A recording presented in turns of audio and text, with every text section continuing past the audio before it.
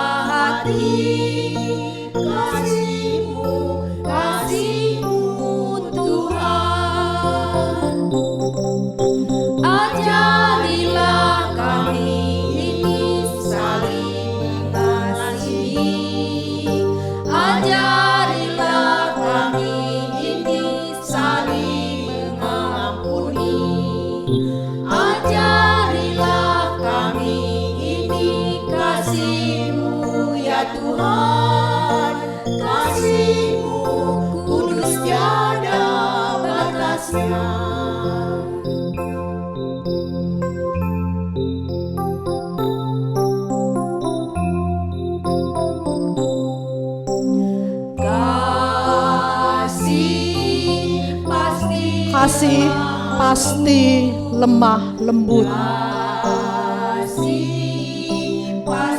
Kasih pasti memaafkan. Kasih pasti murah hati. Kasih-Mu Tuhan. Ajarilah kami ini saling mengasihi. Ajarilah kami ini saling mengampuni.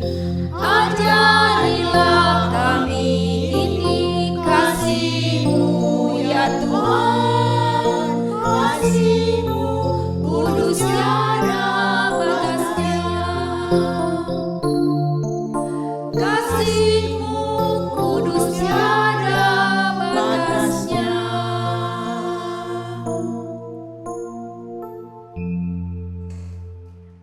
Bapak Ibu, marilah kita membuka Alkitab kita dari Mazmur 133 ayatnya yang ketiga. Seperti embun gunung Hermon yang turun ke atas gunung Sion, sebab kesanalah Tuhan memerintahkan berkat kehidupan untuk selama-lamanya. Dari Mazmur 133 ini merupakan firman Tuhan yang dikenal banyak orang. Karena syairnya menceritakan keindahan, hidup rukun bersama. Pada ayat 1 berkata, sungguh alangkah baik dan indahnya apabila saudara diam bersama dengan rukun. Jika kita hidup rukun dalam keluarga, maka tercipta suasana hangat dan bahagia. Jika kita rukun berelasi dalam gereja, maka gereja menjadi tempat yang nyaman bagi kita semua untuk bersekutu. Aliran berkat itu seperti embun gunung Hermon yang turun ke atas Gunung Sion, berkat Tuhan pun bisa kita rasakan. Di dalam diri kita, keluarga kita, gereja, bagi banyak orang di sekitar kita. Mengapa?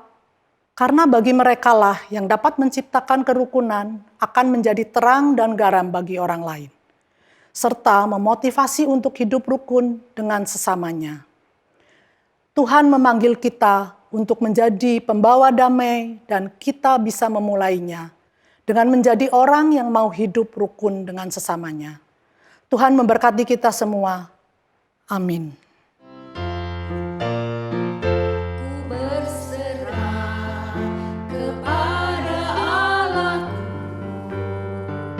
di darat pun di laut menderu, tiap detik tak berhenti. Bapa Sorgawi terus menjagaku. Ku tahu benar, ku dipegang erat di gunung tinggi dan samudera, di taufan ku didekat. Bapa Sorgawi terus menjagaku.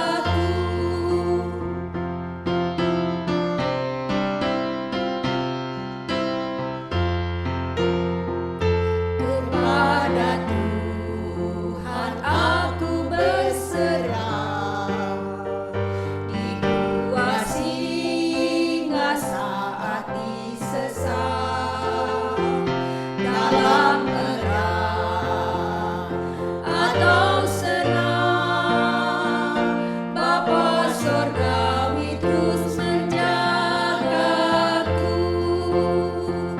Ku tahu benar, ku dipegang erat di gunung tinggi dan samudera, di taufan ku didekat. Bapa Sorgawi terus menjagaku.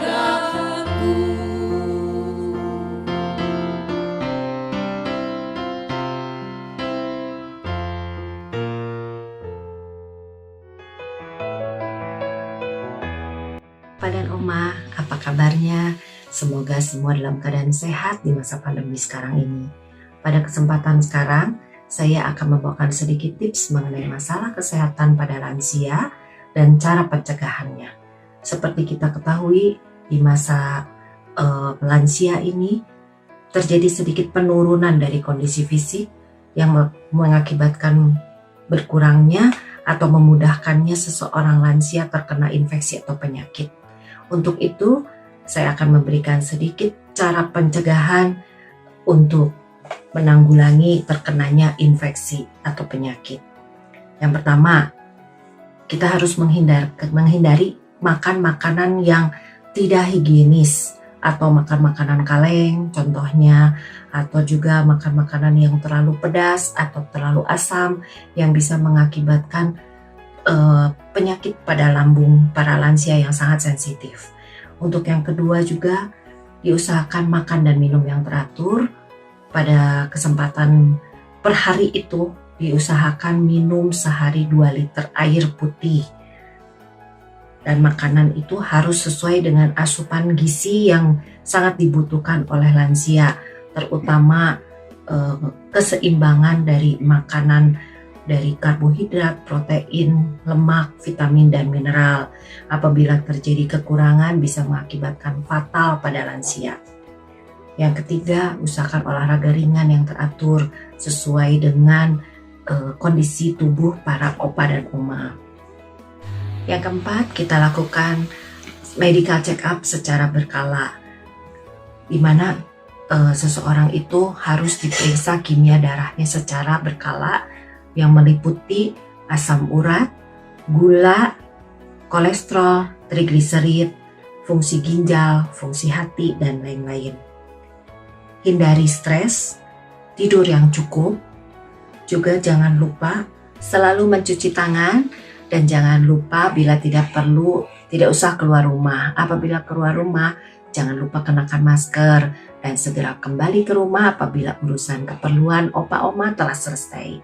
Demikian sedikit tips yang bisa saya berikan pada opa dan oma pada kesempatan sekarang.